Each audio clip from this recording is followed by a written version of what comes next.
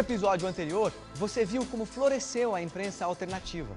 Ora usando humor, ora publicando reportagens e temas políticos para dar cobertura ao movimento pela democratização do país. Hoje, você vai conhecer outros exemplos que mostram a importância da imprensa alternativa.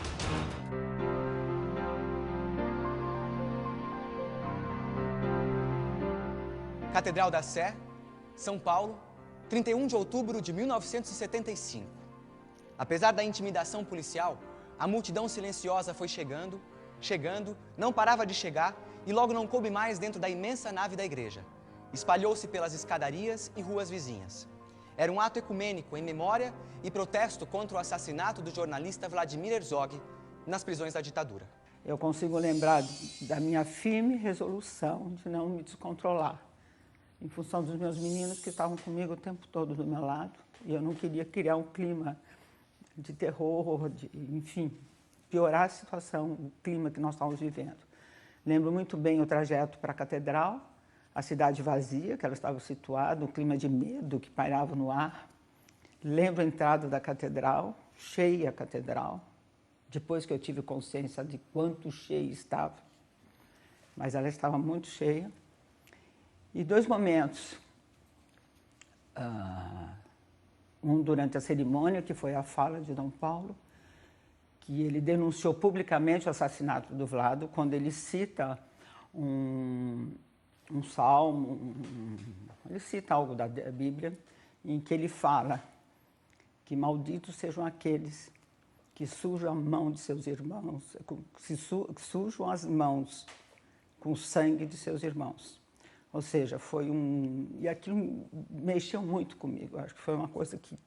Porque alguém teve coragem de denunciar publicamente para milhares de pessoas que estavam lá.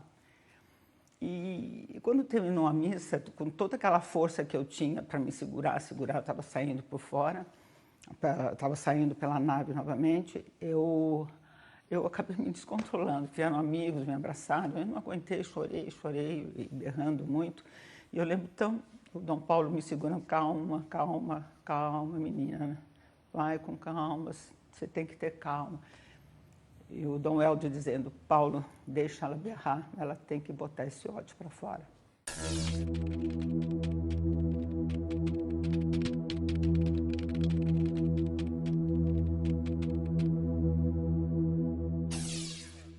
É o que eu lembro da catedral.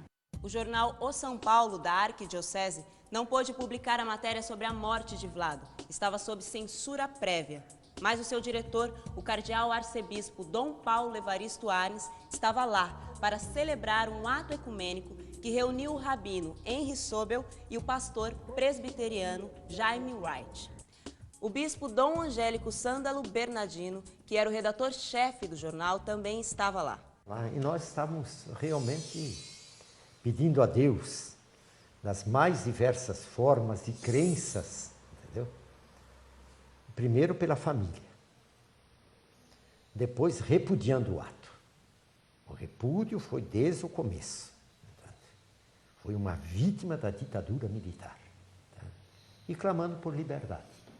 Desde novembro de 1970, quando assumiu a Arquidiocese de São Paulo, Dom Paulo determinou que o Jornal da Cúria publicasse todas as denúncias sobre torturas e outros crimes da ditadura que chegassem ao seu conhecimento. O Jornal São Paulo, nas comunidades eclesiais de base, na pastoral de periferia, na pastoral dos direitos humanos, na pastoral operária, ele desempenhava o papel de passar de mãos em mãos. A gente pegava lá na paróquia e de mãos em mãos, num trabalho, esse trabalho capilar, formiguinha, de distribuir aquele que realmente era uma consciência crítica de um povo sob opressão. Então, a pequena imprensa, o jornal, ele realmente desempenhava um papel, além de formativo, de dizer assim, puxa vida, nós não estamos sozinhos. Nós temos aqui alguém que tá com a gente. Foi um jornal, a essa época, realmente, na minha avaliação, verdadeiramente profético. O jornal passou a ser submetido à censura prévia. Os censores iam à redação. A jornalista Angélica Rittes trabalhava no O São Paulo. Depois da matéria escrita, ou eles cortavam alguns pedaços ou tiravam a matéria inteira. Essa matéria aqui, por exemplo, o título era As ambiguidades do cristianismo tradicionalista. Aqui vetado, que deve ser repelida pelo Estado. E no concreto da América Latina, o chavão já usado e abusado classifica essa ação de igreja como subversiva. Na verdade, a gente tinha... não posso dizer que era medo, mas era... Eu sei que era medo que a matéria fosse cortada. Então, realmente foi um tempo sombrio de ignorância a respeito da militância de igreja. Porque a igreja, aqui em São Paulo e no Brasil, ela realmente se posicionou, quando se posicionou, na defesa dos direitos da pessoa humana, da liberdade, firmada no Evangelho e firmada na doutrina social da igreja. Apesar da tesoura, tudo que era censurado chegava ao público do jornal. Às paróquias, às comunidades eclesiais de base, aos trabalhadores, aos moradores da periferia. Será um milagre?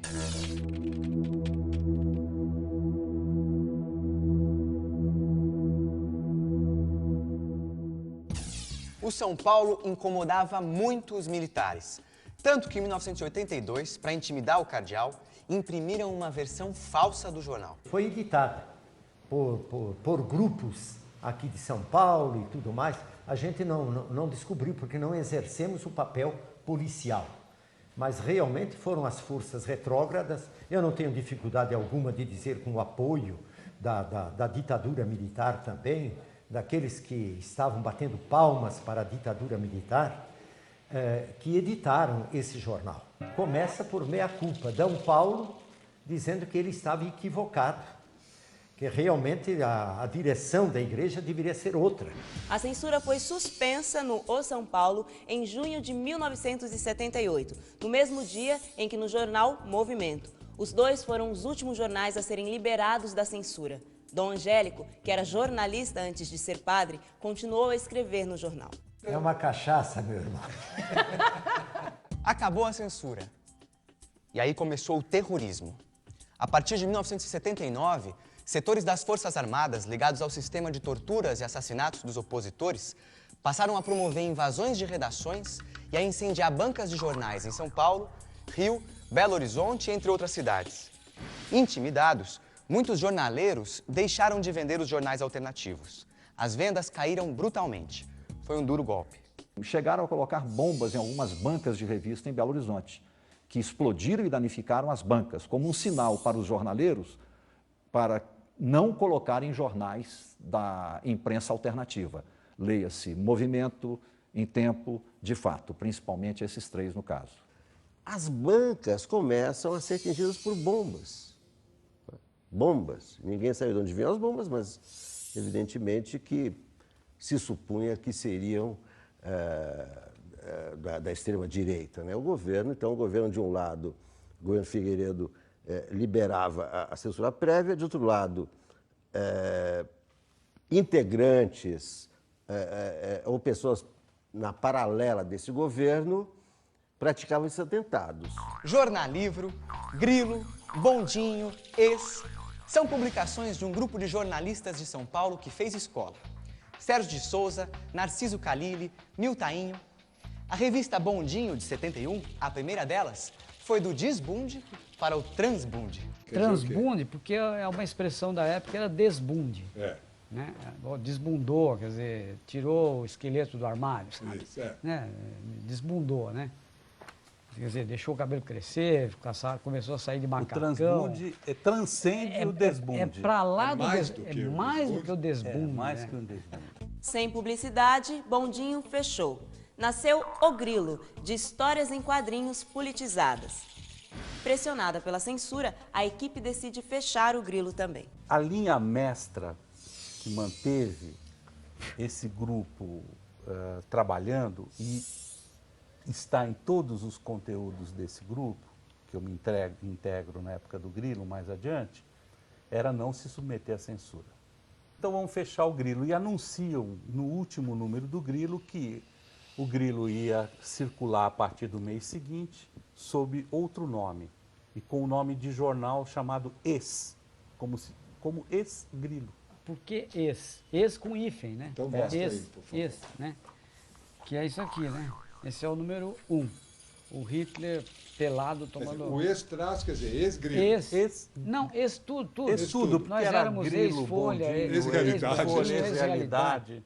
Em 25 de outubro, Miltainho atende um telefonema na casa onde morava com vários amigos. Mataram o Vlado. A nossa reação inicial foi de paralisia, né? De medo, de pavor. Não, nós vamos fazer essa reportagem. Depois de tudo coletado, veio uma pilha assim de anotação, de documento, de IML e tudo, né? Lá para essa casa, lá na Lapa. E sentamos eu, o Hamilton e o Narciso, eu na letra 22, né? A letra 22, que era o nosso laptop da época, porque podia carregar, né? Era levinha. Ali começamos, em fim de tarde já, quase noite, começamos a redigir a reportagem, né? O resultado foi uma reportagem de 8 páginas. Na capa, a manchete é o hino à República.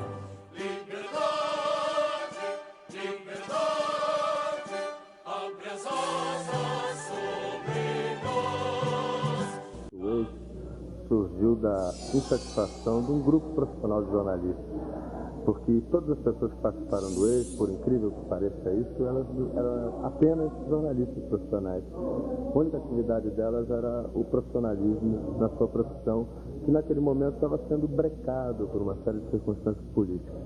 Nunca esse grupo se transformou num grupo político. Ele foi sempre um grupo assim, de jornalistas profissionais. Fazer o Ex foi para nós uma experiência permanente, né?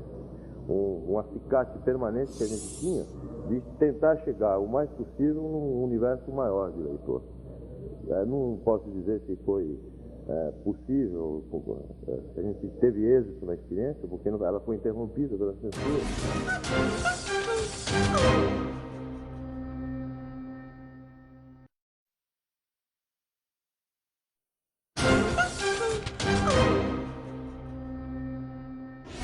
A edição seguinte, a 17 do Ex, que trazia a manchete Extra, depois de impressa e paga, foi apreendida pela Polícia Federal. Prejuízo brutal. A equipe ainda teve fôlego para lançar o Mais Um. E olha no que deu. Quando isso aqui saiu, aí chegou a intimação no dia seguinte, para mim e para o Hamilton. Coronel Barreto. Aí sentamos ali, aí ele pegou o Mais Um, que estava na mesa dele, e falou, isso aqui é a obra de vocês? Mas vocês não sabem que vocês estão sob censura prévia? Não, coronel, mas esse é outro jornal. Esse. Quem falou isso? Nós, é um jogral, um falava, o outro falava, cada um falava uma hora. Mas o coronel, é outro. Estava com medo. Muito medo. Mas, coronel, a gente tremia. Coronel, é outra publicação. E o que é isso aqui? Que está escrito Ex aqui? Não, mas, coronel, mas é que a gente tinha o Ex. Mas esse aqui é outro jornal. O cara foi ficando enfurecido com a gente. Ele foi ficando bravo. E aí, uma hora que a gente não dava o braço a torcer. Já estava na banca, né? Estava na banca. Porque a gente retrucava tudo. E, porra, ditadura militar. E o cara militar, eles não suportam você retrucar. É aquilo que ele falou e acabou. Eu sei que uma hora ele pegou assim, que parecia que ele ia comer aquilo, sabe? Rasgar, dar dentadas, assim. Pegou aquilo com... Ele pegou assim, olha aqui, vocês param com isso, ou eu não respondo mais pela integridade física de vocês. Jogou na mesa, assim. Tá encerrada a audiência. Estão dispensados. Até logo, coronel. Boa tarde, hein? Então, vamos embora. Aí chegamos lá na rua, falamos, pô, agora fudeu mesmo, né? Agora não dá mais, né? Assim acabou a história do ex, acaba com mais um. O selo de garantia, nós vamos fazer outras coisas. No Rio de Janeiro, o tabloide Política circulou por 2 anos a partir de 1971.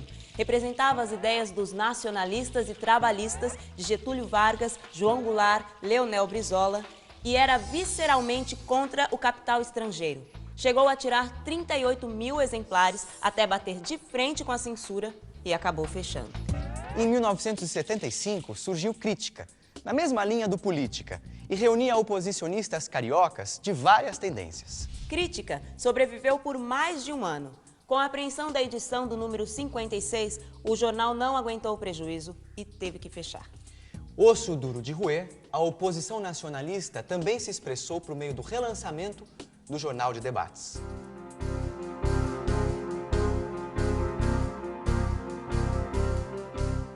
O Jornal de Debates havia se destacado nos anos 50 ao apoiar a campanha O Petróleo é Nosso. Foi o jornalista Limeira Tejo que promoveu o relançamento na década de 70.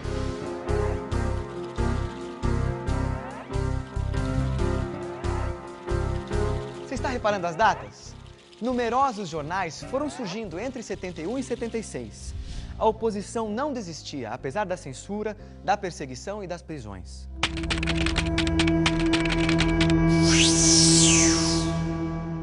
Foi assim, insistindo, teimando, que esses jornais de resistência levavam informação para gente que estava querendo saber mais coisas.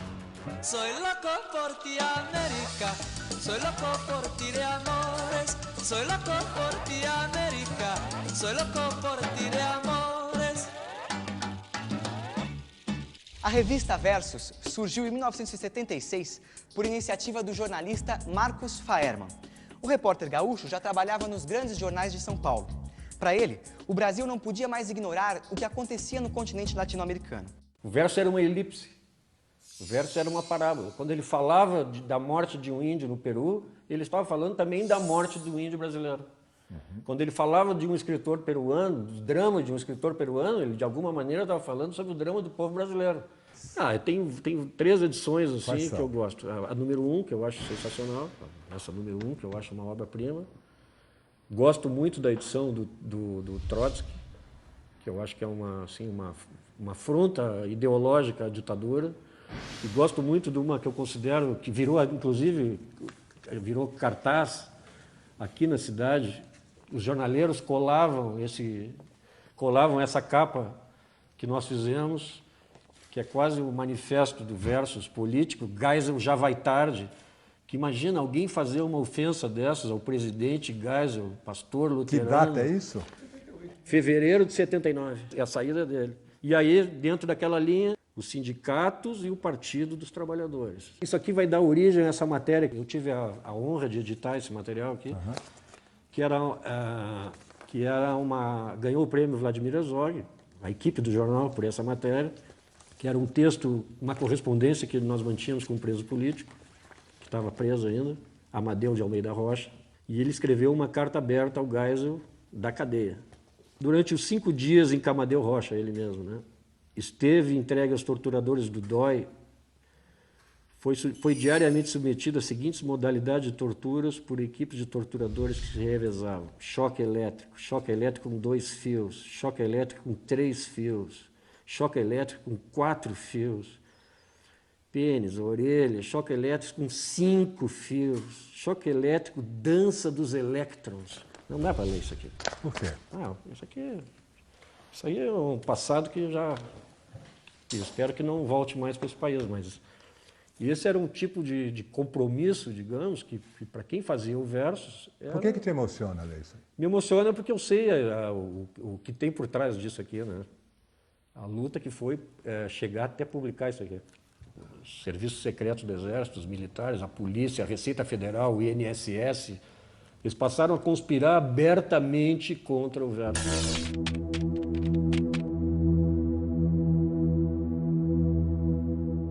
dia da visita programada, reunimos um grupo era o Sérgio Moraes, Sérgio Dias, que era deputado também, câmeras de televisão, etc. E eles ficaram no segundo andar da redação.